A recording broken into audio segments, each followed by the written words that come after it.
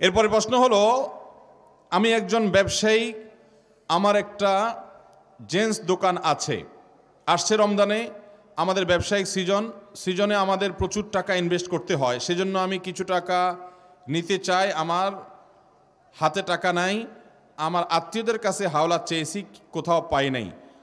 আমার এক বড় ভাই বলেছে কিছু টাকা দিবে 1 মাসের জন্য, তবে ওনাকে আমার ব্যবসার লভ্যাংশ হতে কিছু টাকা দিতে হবে। এখন আমার প্রশ্ন হলো, ওনার থেকে এইভাবে টাকা নেওয়া জায়েজ হবে কিনা? যেহেতু উনি লসের হিসাবে নাই, জানালে উপকৃত হব।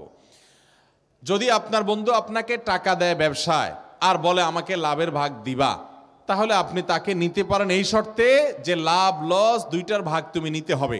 তাহলে সেক্ষেত্রে তুমি টাকা ইনভেস্ট করো এবং লাভের হারটাও ঠিক করতে হবে যে কত % লাভ।